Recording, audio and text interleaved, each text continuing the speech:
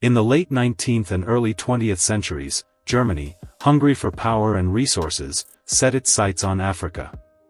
And with a wave of imperialism sweeping the continent, Germany carved out its own slice of the pie, establishing colonies from Togo to Tanzania. As Germany planted its flag on African soil, it wasn't just claiming land, it was imposing its will on the indigenous populations who had called these lands home for centuries. From the bustling streets of Windhoek to the serene shores of Lake Tanganyika, the clash of cultures was inevitable. But let's not gloss over the grim realities faced by black communities in German-speaking Africa. Oh no, we're diving deep into the trenches of history, where forced labor, land expropriation, and systemic discrimination were the order of the day.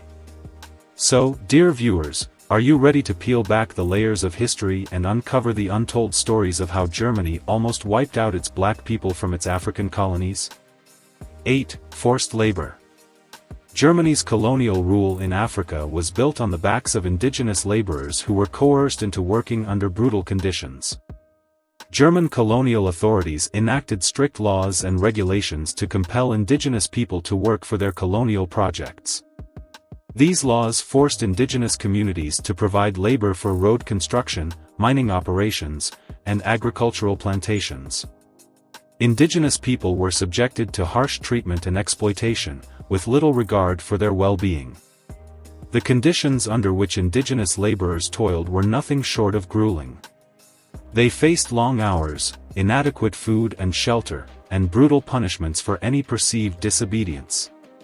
The mortality rates among indigenous laborers were shockingly high. Many succumbed to exhaustion, malnutrition, and disease, exacerbated by the harsh working conditions imposed by German authorities.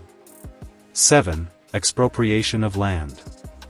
When Germany set its sights on Africa in the late 19th and early 20th centuries, it wasn't just seeking resources, it was hungry for land. German officials employed various methods to seize land from indigenous communities, including outright confiscation, fraudulent treaties, and violent coercion. Many indigenous leaders were deceived or coerced into signing treaties that ceded vast swathes of land to German control. But these treaties were often one-sided, with indigenous communities receiving little in return for the loss of their ancestral lands. As a result, entire communities were displaced from their traditional territories and forced to relocate to unfamiliar and often inhospitable areas. The consequences of land expropriation were devastating for indigenous communities. Displacement led to the loss of livelihoods as communities were cut off from their sources of food, water, and resources. 6. Violent suppression of resistance.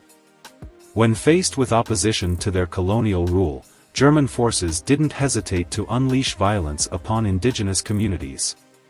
In response to resistance against colonial rule, German forces employed merciless tactics, including massacres and punitive expeditions. One notorious example occurred in 1904, when German troops launched a brutal campaign against the Herero people in present-day Namibia. The Herero, who had rebelled against German oppression, were ruthlessly pursued by German forces, resulting in the deaths of thousands. But the violence didn't stop there. In neighboring territories, such as present-day Tanzania, German forces carried out similar atrocities against the Maji Maji resistance. Entire villages were razed to the ground, and thousands of innocent lives were lost in the name of colonial dominance. In one harrowing instance, the village of Boma in present-day Cameroon was decimated by German troops in retaliation for perceived resistance. Homes were burned, crops destroyed, and families torn apart as German forces sought to crush any semblance of defiance. 5. Forced relocation. When faced with resistance or the desire to exploit natural resources, the German authorities didn't hesitate to uproot indigenous communities from their ancestral lands. But why were these forced relocations carried out, and what impact did they have on indigenous populations? Firstly, they facilitated the imposition of German authority over vast territories by removing any potential sources of resistance. Secondly, Forced relocations allowed for the concentration of indigenous populations into designated areas, making it easier for German settlers to control and exploit natural resources. Additionally, forced relocations were often justified under the guise of civilizing indigenous populations by assimilating them into European-style settlements. But the reality was far from civilized, as indigenous communities were subjected to harsh living conditions and the loss of their cultural identity. 4. Medical experiments and forced sterilization. When European colonizers, including Germans, arrived in Africa, they brought with them deadly diseases to which indigenous populations had little or no immunity. Diseases like smallpox, measles, and influenza swept through indigenous communities like wildfire, causing devastating epidemics and leading to a significant decline in population. In the wake of these epidemics, German colonial authorities sought to exploit the vulnerability of indigenous populations for their own gain.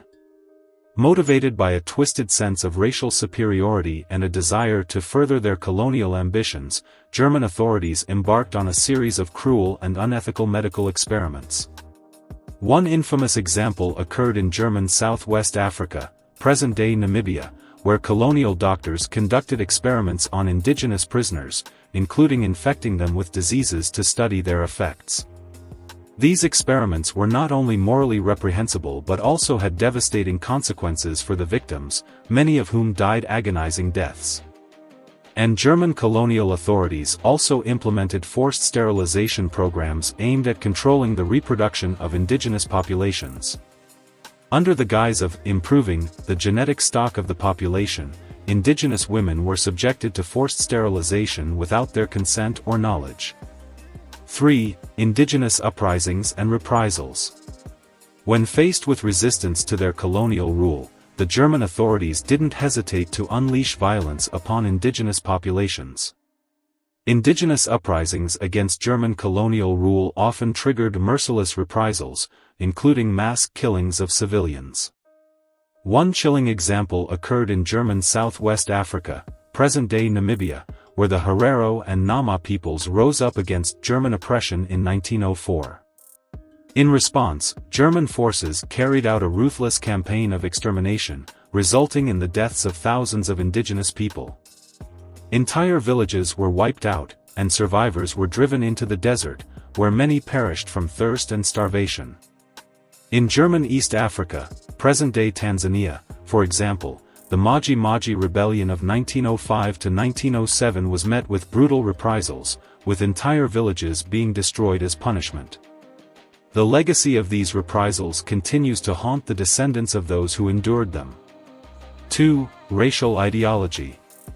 German colonial policy was deeply influenced by racist ideologies that portrayed indigenous people as racially inferior and in need of civilizing through European domination. Racist ideologies propagated the belief that indigenous peoples were inherently inferior to Europeans. Indigenous communities were often depicted as savages or barbarians, in need of European guidance and control. This dehumanizing portrayal served to justify the imposition of German authority and the exploitation of indigenous labor and resources. Racial ideology provided a convenient justification for the exploitation and marginalization of indigenous populations. German colonizers viewed themselves as racially superior to indigenous peoples, which they used as a pretext to seize land, extract resources, and impose forced labor. Indigenous communities were subjected to brutal treatment and economic exploitation under the guise of civilizing missions. 1. Genocide in Namibia. Between 1904 and 1908, German forces embarked on a brutal campaign of extermination, systematically massacring thousands of indigenous people and subjecting survivors to unimaginable horrors. The genocide in Namibia was marked by systematic massacres of the Herero and Nama peoples. In 1904, the Herero people rose up against German colonial rule, prompting a ruthless response from German forces. German troops launched a series of brutal assaults on Herero villages, leaving a trail of death and destruction in their wake. Thousands of Herero men, women, and children were gunned down or driven into the desert to die of thirst and starvation. Survivors of the massacres were subjected to forced labor, concentration camps, and other atrocities. Herero men were forced to work in mines and on German-owned plantations, while women and children were interned in concentration camps, where they faced starvation and disease.